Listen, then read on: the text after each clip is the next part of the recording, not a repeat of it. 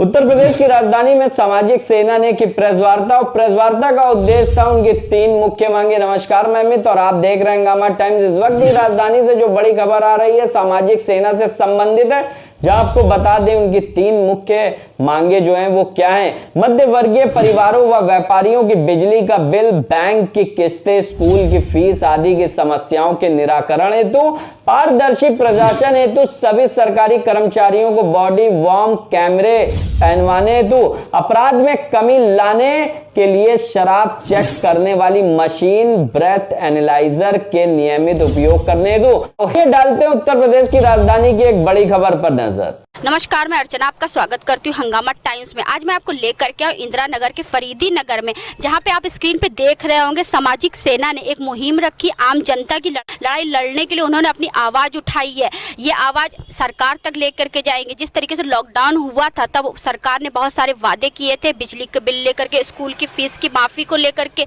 इन्हीं सब चीज़ों की लड़ाई के लिए वो आम जनता की लड़ाई लड़ने के लिए आगे आ रही सामाजिक सेना। आखिर सामाजिक सेना की क्या उद्देश्य है और किन मांगों को लेकर वो सरकार से अपनी बात को आगे रखेंगी, आइए चलते हैं यहाँ के पदाधिकारियों से बात करते हैं। अब हमारे बीच में जुड़ रहे हैं सामाजिक सेना के पदाधिकारी। किन मुद्दों को लेकर के आपने आज की मांगे रखी हुई हैं? देखिए, मेरा नाम सुनील पटेल है, मैं सामाजिक सेना में अध्यक्ष हूँ। आज 3 सूत्री कार्यक्रम हमारा 3 दिवसीय 3 सूत्री मांगे हैं, जिसमें कि एक मांग मैं बता देता हूँ, एक मांग ये लोग बताएंगे। पहली मांग हमारी ये है कि एक गरीब आदमी होता है, एक अमीर तबका होता है। अमीर तबके के पास इतना पैसा होता है कि उसको कोई दिक्कत नहीं होती। गरीब तबके के लिए सारे संगठन खड़े हो जाते हैं, सारी सरकार खड़ी हो जाती है और उनको इतनी मदद मिल जाती है। अब देखिए 25 किलो, 15 किलो एक, 10 किलो एक राशन मिल रहा है, आराम से खा रहे हैं। कुल मिला करके उनको देखने वाले बहुत हैं।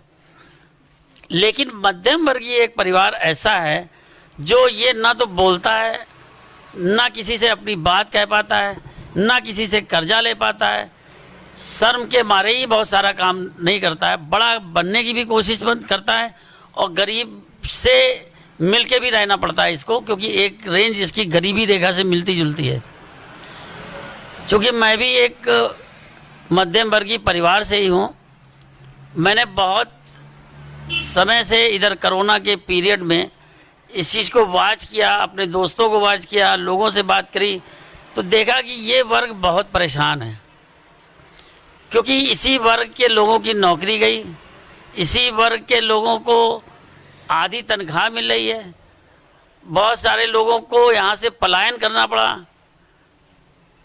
तो कारण सिर्फ यही है, किसी को आधी तनख्वाह मिली, किसी की नौकरी चली गई। अब आ जाइए व्यापारियों की बात अगर करिए तो हम भी एक व्यापारी हैं। पिछले कोरोना के समय से लेकर के फिर आंशिक बंदी, फिर और धीरे धीरे खुला, लेकिन आज के रिकॉर्ड में मैं खुल के बता सकता हूं कि हम लोगों का धंधा नहीं चल रहा है, कस्टमर नहीं आ रहे हैं। कारण सबसे बड़ा ये है कि वो लोग अपने घर को पालने के लिए ही परेशान है। दुनिया की मुसीबतें जो कर्ज के रूप में आ गई, उससे ही लोग बहुत ज़्यादा परेशान हैं। जैसे कि एग्जाम्पल के तौर पे सरकार ने कहा कि अगस्त तक का ना तो इनसे मकान मालिकों से रिक्वेस्ट करी गई किराया मत लीजिए, बिजली के बिल के लिए कहा गया इनसे बिजली का बिल मत लीजिए, बैंक वालों से कहा गया इनसे बैंक की किस्त मत लीजिए। ठीक है, सरकार की बात मांगी लोगों ने छोड़ दीजिए। बिजली विभाग ने नहीं किस्त ली, ना बिल लिया, ना बैंकों ने ली। लेकिन अब जब से सितंबर आया है, अब अक्टूबर चल रहा है, तो एक साथ 6-6 महीने, 7-7 महीने का बिल, किसी का 40,000, किसी का 50,000, किसी का 86,000, किसी का 70,000, बैंक की किस्त 2-2 लाख रुपए, 1.5 लाख रुपए, प्लस जितने भी फीस के पैसे। अरे भाई, ऑनलाइन आपने पढ़ाई कराई है तो ऑनलाइन खर्चे का पैसा लीजिए ना। आप पूरा अपने स्कूल का खर्चा, जैसे कि स्कूल चल रहा हो, बच्चा पढ़ने जा रहा हो, उसकी सारी फीस की डिमांड करते हैं और प्रेशर करते हैं। सबसे बड़ी चीज़ है प्रेशर। बैंक वाले ये प्रेशर करते हैं कि भैया किस्त जमा कर दीजिए। कहाँ से लाएगा आदमी पैसा? व्यापार नहीं चल रहा है। और बिजली वालों को देख लीजिए, 6-6 कर्मचारी लेके आते हैं, प्राइवेट कर्मचारी रख लिए हैं उन्होंने, लेकर आएंगे, वो डंडा और सीढ़ी पहले लगा देंगे कि बिजली काट देंगे आपको। आदमी मानसिक टेंशन में हो जाता है कि अभी यार कहाँ से पैसा दे दें, नहीं वो पैसा आपको देना पड़ेगा। तो ये जो एक जो इस वर्ग को टेंशन मिल रहा है किस्तों से और इन सब चीज़ों से, मैं सरकार से निवेदन करता हूँ और आप लोगों के माध्यम से निवेदन करना चाहता हूँ कि इनके विषय में ज़रूर सोचें। आपसे ये बात अपनी नहीं कह पाते, ये आंदोलन नहीं करते, ये सड़कों पे नहीं आते हैं, ये वर्ग ही ऐसा है। लेकिन ये वर्ग मदद भी बहुत करता है, इसी वर्ग से ही सारे ज़्यादातर लोग सरकार के खर्चे चलते हैं। शराब की दुकान सवेरे 10 बजे से शाम को रात में 10 बजे तक खुल रही है, लेकिन इसके बाद जो समस्या खड़ी होती है, जो अंशुमन भाई बताएंगे, जो अपराध हो रहे हैं उसके विषय में कोई नहीं सोचता। तो मैं सिर्फ ये रिक्वेस्ट करना चाहता हूँ कि जो मध्यम वर्गीय परिवार है, जिनकी इनकम स्रोत अभी तक नहीं चालू हो पाया है, उसके लिए सरकार या तो उनके बिलों को आधा कर दे, अगर नहीं आधा करती है तो जो भी जिस तरह से उनकी मदद कर सकती है वो करे, उसका टाइम पीरियड पेमेंट का बढ़ा दे, उनकी बिजली ना काटी जाए, उनकी बैंक की किस्तों के लिए उनको डंडा ना किया जाए, उनको प्रेशर ना किया जाए, और ख़ास तौर से एजुकेशन के विषय में बच्चों को प्रेशर ना किया जाए, बच्चों को प्रॉपर पढ़ाई करने दिया जाए। इसलिए ये आज तो मैंने चूँकि परमिशन नहीं मिली थी, इसलिए इसको शॉर्ट टाइम में करके ख़त्म किया है। लेकिन मैं एक तरह से चेतावनी भी देना चाहता हूँ, और ये बात आगे अगर नहीं सरकार सुनती है, हमारी नहीं करती है, तो एक विशाल धरने के रूप में इसको परिवर्तित करेंगे।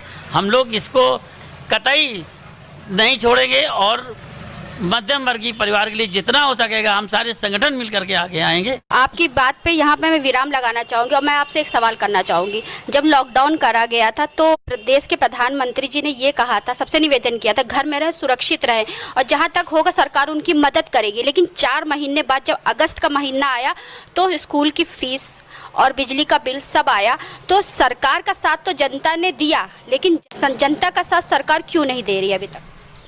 अब देखिए, बात ये कि हम मानते हैं इस चीज़ को, सरकार ने बहुत सारा तरह की मदद करी है, बहुत प्रशासन ने लोगों की मदद करी है, लेकिन गर्मी का दौर था, उस समय लोग अपने घरों में बंद थे, सबके घरों में एसी चल रहे थे, सबके घरों में पंखे चल रहे थे, बिजली के बिल ज़्यादा आ रहे थे। सरकार ने अगस्त तक माफ़ किया, उसके बाद जो ये बिल भेज रहे हैं, बिल को अब लोग जमा नहीं कर पा रहे हैं, तो बिजली विभाग तो ये सरकार से कहता है तुम पैसा दो या ये पब्लिक पैसा दे। तो माफ़ कहाँ किया था? बिल तो पूरा ही आया है। माफ़ नहीं किया था, उन्होंने ये कहा था इस बीच में बिजली ना काटी जाए, माफ़ नहीं किया। लेकिन अब एक साथ बिल आ रहे हैं, अगर जब एक साथ बिल आ रहे हैं, किसानों का कर्जा माफ़ हो सकता है, तो ये भी तो एक कर्ज हो गया। तो मध्यम वर्गीय परिवारों के इस कर्ज को बिजली में, जैसे मध्य प्रदेश में आधा बिजली का बिल माफ़ कर दिया गया, तो यहाँ पर क्यों नहीं हो सकता? बिजली का बिल आप आधा कर दीजिए, और बैलेंस के लिए जो समय है वो बढ़ा करके, भाई 1 साल में आप लोग पूरा जमा करिएगा, 2 साल में आप लोग जमा करिएगा, पैसा तो जमा ही कर रहे हैं। तो आपका कहने का मतलब ये है कि जनता ने अगर प्रधानमंत्री की बात मानी तो अब जनता की बात को भी सरकार को माननी पड़ेगी। आप क्या कहना चाहेंगे इस विषय पे? जी, सबसे पहले तो I like to introduce myself. My name is Anshuman Durrani और मैं लखनऊ शहर का ही निवासी हूँ। और पटेल भैया को हमेशा से मैं एक बड़े भाई की तरह सम्मानित करता रहा हूँ और आज भी करता हूँ। और जिस तरह से इन्होंने ये मांगे उठाई हैं और जिस तरह से हम लोग मिल के ये सारी मांगे उठा रहे हैं, कोरोना काल के बाद जो साइड इफ़ेक्ट्स हुए हैं और जो एक आम जनता को, और या जो नॉर्मल, जो हम लोग कह रहे हैं मध्य वर्गीय परिवार जो हैं, किस तरह से वो परेशान हो रहे हैं, किस तरह से उनको एक एक चीज़ के लिए 10 बार सोचना पड़ रहा है। शायद मुझे ऐसा महसूस हो रहा है कि सरकार इस पे थोड़ा ध्यान कम दे रही है, पहली चीज़। दूसरी चीज़, जैसे भैया ने जो एक मांग उठाई है उसका पूर्ण सम्मान है। मेरी भी एक छोटी सी मांग ये है कि मैं यहाँ पे किसी सरकार को दोष देने नहीं आया हूँ। मेरा एक निवेदन ये है कि क्योंकि जितने भी सरकारी कर्मचारी हैं उनको रखा जाता है जनता की सेवा के लिए, उनको रखा जाता है जनता के काम को सहूलियत से करवाने के लिए, बट कई दशकों से हम लोग देख रहे हैं कि वही वर्ग अपने पद का गलत उपयोग करता है, जिससे जो हमारी आम जनता है वो परेशान होती है। अब अगर हम सरकारी महकमे की बात करें तो बहुत सारे विभाग हैं, जिसमें एक पुलिस विभाग भी है, एक गवर्नमेंट के जितने अलग अलग सेक्शंस हैं सब में सरकारी कर्मचारी हैं। अगर हम बैंकिंग की ही बात कर लें तो आज की डेट में जो मेरा पर्सनल एक्सपीरियंस है कि अगर मैं अपने बैंक जाता हूं और वहां पे अपना कोई काम करवाना चाहता हूं तो कहा जाता है कॉर्पोरेट वर्ल्ड में that customer is the king, और कहा जाता है कस्टमर इज द किंग, पर जिस तरह का रवैया होता है उसमें तो हमें कभी कभी तो इतना गुस्सा आ जाता है कि हमारा पैसा और हम ही नहीं निकाल पा रहे हैं और कोई सुनवाई नहीं है, कोई कुछ सुनने को नहीं है, कुछ भी नहीं।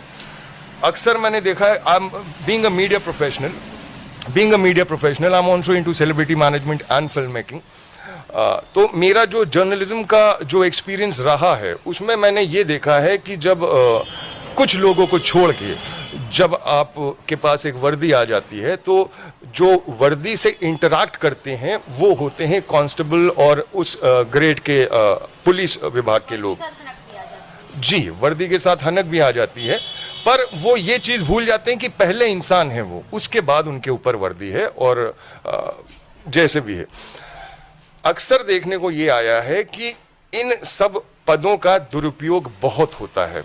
इसके लिए एक सिंपल सजेशन है, जो पटेल भैया का ही सजेशन है गवर्नमेंट को, कि why not we should equip that army, और जो हमारी ये तंत्र है उसको हम एक बॉडी वॉर्न कैमरा पहना दें, ताकि जो भी किसी भी आम जनता को जब कोई काम पड़े तो वो उनके पास जाएं, बात करें, वो सारी डिटेल्स रिकॉर्ड हों, एक सर्वर में सेव हों, ताकि अगर उस जैसे मैं मान लीजिए मैं अगर वृद्ध हूं या मैं पेंशन बनवाने जाता हूं या कुछ करवाने जाता हूं तो मेरे से जिस तरह का व्यवहार हो रहा है वो रिकॉर्डेड हो, ताकि अगर मेरी कोई काम है या मेरी कोई मांग है और वो टाइम से नहीं हो पा रही है तो मैं उसको क्वेश्चन कर सकूं, which is the constitutional right of each and every Indian here. तो मेरी छोटी सी ये मांग है कि हम सब की यही मांग है कि जितने भी सरकारी महकमे हैं उन सब में एक बॉडी वॉर्न कैमरा उनको देना चाहिए, और जब तक वो ड्यूटी आज में है तब तक उसको पहने, और उसके बाद उनकी सारी डिटेल्स, किन से वो मिले, किन से क्या कम्युनिकेशन हुआ, उन्होंने कितने काम निपटाए, क्या किया क्या नहीं किया, वो सारी डिटेल्स उस बॉडी वॉर्न कैमरे के थ्रू एक ट्रांसपेरेंसी आ जाएगी और आम जनता का भी भरोसा सरकार के लिए बढ़ेगा। यानी कि आप ये कहना चाहते हैं कि सरकार जो आम जनता की सुरक्षा के लिए जिनको तैनात करती है, आम जनता की सेवा के लिए रखती है, तो वो सेवा ना करके वो उनके सरकार बन जाते हैं और उनके ऊपर हुकूमत जमाते, यानी कि हुक्म जमाते, यही कहना चाहते हैं? मेरा कहना ये नहीं है, मेरा कहना ये है कि ये जिस तरह का काम हो रहा है उसमें से कुछ लोग अपने पद का दुरुपयोग करके जो काम कर रहे हैं, अब जैसे आप देखें कितनी ज़मीनें कब्जे हो जाती हैं लेखपाल से मिलके, और बहुत सारी चीज़ें हो रही है। अगर ये बॉडी वॉर्न कैमरा आ जाएगा तो उसमें बहुत पारदर्शिता आ जाएगी, मिसबिहेवमेंट में बहुत ज़्यादा कमी आएगी। अगर जो मिसबिहेवियर होता है उसमें बहुत ज़्यादा कमी आएगी। आपने अक्सर देखा होगा, ये मैं प्रैक्टिकल बात आपको बता रहा हूँ, कि मान लीजिए एक अमीर आदमी उतरता है कार से और उसका सम्मान थाने में अलग होता है, और एक गरीब फटे कपड़े पहन के जाता है, पैर में चप्पल नहीं है, उसका सम्मान का तरीका ही अलग होता है। ये नहीं होना चाहिए। तो यही तो हम भी कह रहे हैं ना कि जैसे कि जो बड़ा इंसान होता है, जो जिसको लोग आम जनता चुनती है, तो उनको एक सम्मान अलग मिलता है, लेकिन जो आम इंसान होता है उसको उसके साथ लोग बदतमीजी करते हैं, उनका सम्मान भूल जाते हैं। आप क्या कहना चाहेंगे? पहले तो नमस्कार, आप लोग यहाँ पे आए हमारी बात सुनने के लिए। मेरा नाम आदर्श मिश्रा है, मैं सामाजिक सेना से पिछले 4 साल से जुड़ा हुआ हूँ और इसका महासचिव भी हूँ। तो जो हमारी 2 प्रॉपर मांगे सुनील पटेल जी ने और अंशुमन जी ने बताई, एक तीसरी और लास्ट जो मेन, जिसको हम अच्छा भी समझ रहे हैं और मेन भी समझ रहे हैं, कि जो अपराध को कंट्रोल करने के लिए बहुत ज़रूरी हो चुकी है। एक तो शराब की दुकानें बहुत जल्दी खोल दी जाती हैं और उनको रात के 9 बजे तक बंद किया जाता है। 10 बजे तक के लिए एक नया फैसला आ गया कि 10 बजे तक खुलेंगे। इसमें कंट्रोल होना चाहिए, शराब की दुकानें थोड़ा जल्दी बंद होनी चाहिए ताकि लोग रात में ना पिएं। रात में अगर पिएं तो वो अपने घर पे पिएं। दूसरा ये है कि हर चौराहे पे एक ब्रेथ एनालाइजर के थ्रू चेकिंग का 8 से 10 होना चाहिए, कि जो भी पी के निकलेगा या जो चेकिंग में पाया गया उसकी गाड़ी सीज करी जाए और उसका चालान किया जाए, ताकि क्योंकि सबसे ज़्यादा अपराध रात में शराब पीने के बाद ही होते हैं।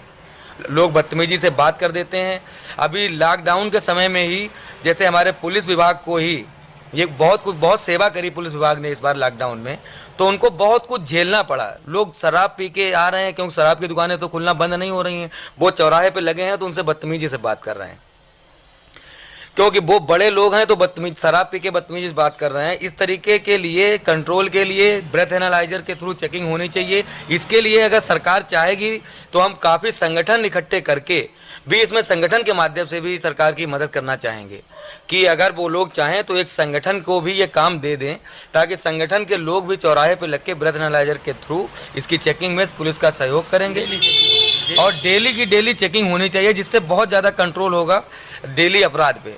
दूसरा ये है कि अगर ये शराब की दुकानें, ये छोटा सा सजेशन और है कि शराब की दुकानें हर मोहल्ले और गली से हटा के एक प्रॉपर कहीं इनके स्टैंड कर दिए जाएं, शहर के बाहर एक मार्केट दे दी जाए, तो जो मोहल्ले के लोग पीते हैं रात में जितने टाइम मन हुआ जाके पी लिया है, वो नहीं हो पाएगा, क्योंकि उन्हें वहाँ 20 किलोमीटर दूर चल के जाना पड़ेगा शराब पीने के लिए।